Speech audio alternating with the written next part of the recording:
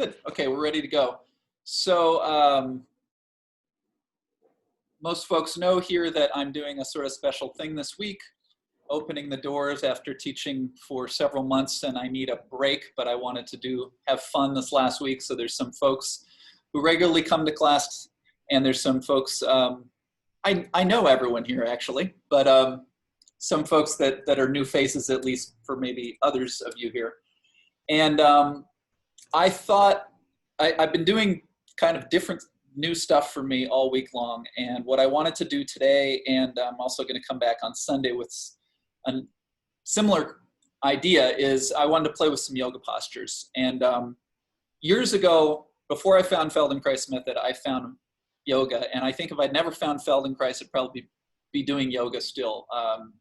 It was just really amazing to me. And even what you would consider not very advanced postures, they're just shapes that I wouldn't make in everyday life. And I was really loving going to yoga class and everything. And then I found Feldenkrais and I kind of moved away from it. But Feldenkrais years ago, when he was in Israel, as I understand it, he was responsible for bringing one of the first yogis to Israel to do a presentation. And he created all kinds of lessons that are related to or probably inspired by different yoga asanas. And so anyway, we're going to look at downward dog today. We're going to look at tree on Sunday. I'll put the disclaimer at the beginning that I'm not a yoga teacher. I might even ask Trina for help in a couple minutes, just a couple of wide words.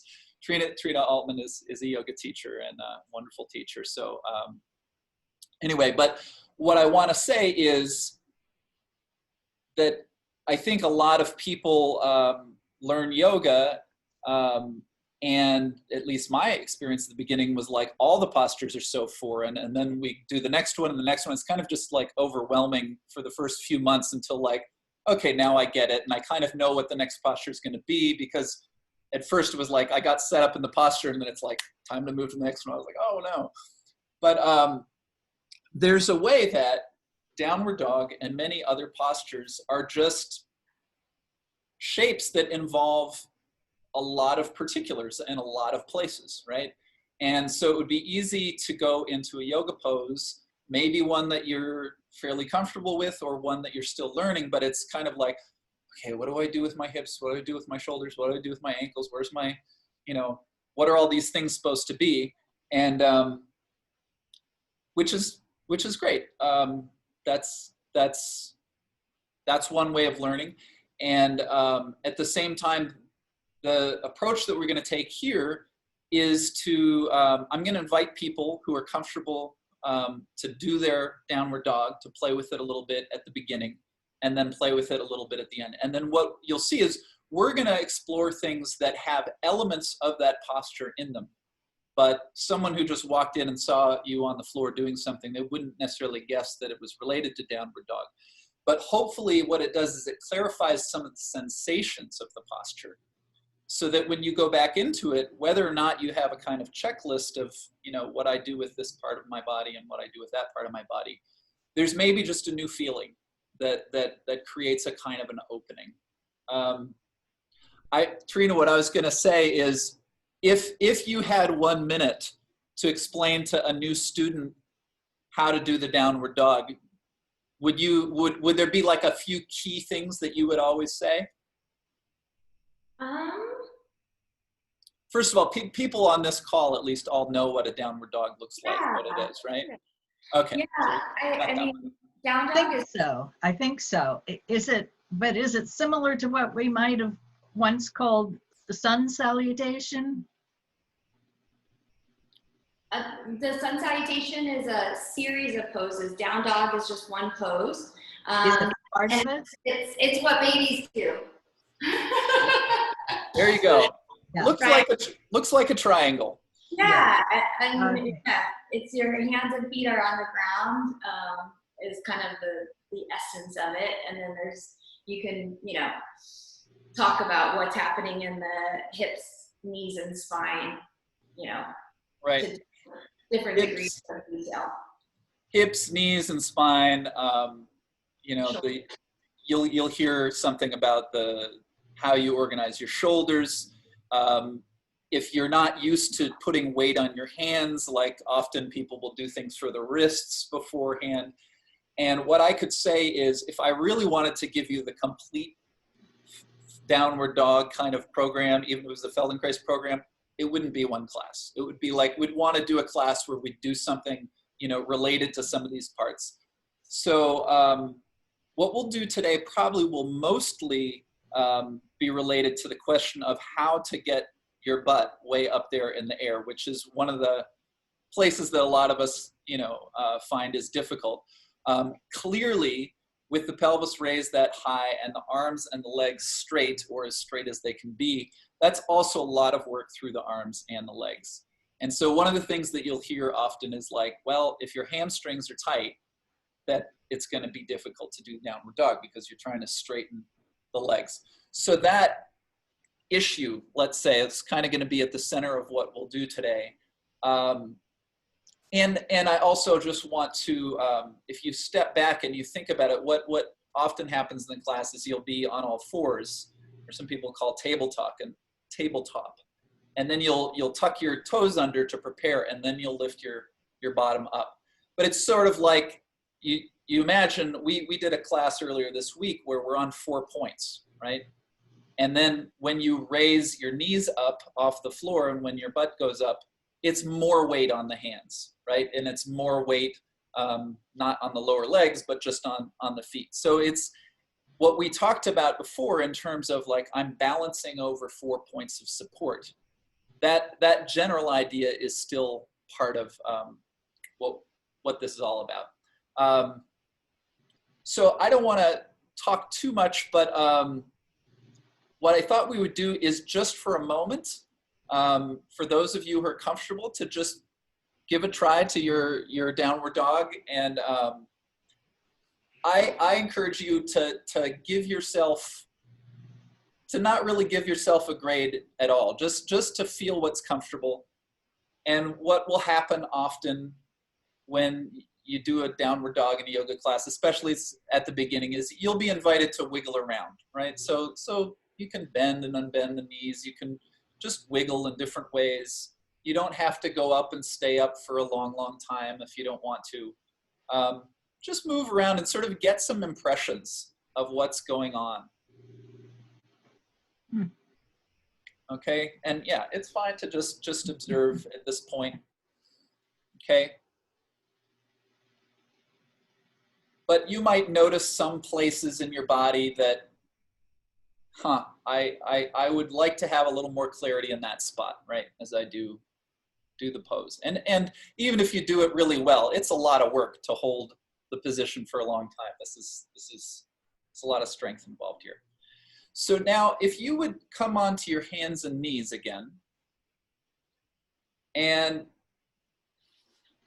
we're not going to do the whole thing, the whole lesson here yet, but I want to point out something. So if you go onto your hands and knees and then you tuck your toes under, as I was saying, this is often how you would begin. And then the next thing would be to raise your butt up in the air and to go into the position, right? Okay, so can you come back onto your knees and begin that movement, and then the second your knees come away from the floor, stop. Do only that much and go back. And then do that maybe 10 times just like that, and do it so slow, you can't believe how slow it is. And start to notice a few things. If you really slow it down, do both of your knees lift off the floor at the same time? Or does one knee lift a little before the other? And please don't take this as a right-wrong kind of thing. Just notice if one knee tends to lift a little more. And if that's true, probably one foot, the toes of the foot probably engages a little before the other. And the very, very, very first moment you make the movement, what do you do with your head? Does your head lift? Does your head lower? And so what we're doing here is you can go up into the the pose, and you can feel something's not right, and you can adjust for it, and you can, right? But what we're looking at here is what happens in the very first moment that you begin to initiate. And so if you begin the movement and you feel that the left knee comes away from the floor just a moment before the right knee, can you exaggerate that a little? Can you just lift the one knee first, as if you were going all the way up? You don't complete the movement, but just notice that that changes the trajectory of where your pelvis goes, doesn't it? Okay, and just so feel what that is. Feel that one hand presses the floor more than the other. The chest may turn in a particular way. Okay. And then come down, and please, as we do this, take all the rests you want, okay? But now begin the movement and take the knees hardly, just enough to put a piece of paper under, except this time lift the other knee first. And just notice that you can do it, of course, but this might feel a bit odd, because when you slowed it down, like the idea of lift up and back into downward dog, that direction, if you did an animation of it, you would probably animate someone doing a very symmetrical movement. They would just everything, but in real life, we're not symmetrical, even if we're close. So when you slow it down, you might discover you have a particular asymmetry. And if you begin to lift the other knee, you start to feel like what it would be like to organize in the asymmetry that's not your habit. And so now slowly begin the movement lifting the left knee a little bit more before the right knee, and then begin the movement lifting the right knee before the left knee. And go back and forth a few times, and one might feel clearer, but don't strain, but see if you can try to make these two movements a little more equal. Notice the feeling in your shoulders, how your chest turns as you do each movement. You might find that one shoulder really has a different feeling, and maybe that's why one knee tends to lift before the other. Right? Okay, so that's just a little playing to discover that we might have some little habits. Now, just pause for a moment, and there's all kinds of other things we could do, but then just go ahead and actually go up into the pose one more time. And just notice if that little game of playing with a little personal pattern and bias, and then do you notice something? Some little change just from that.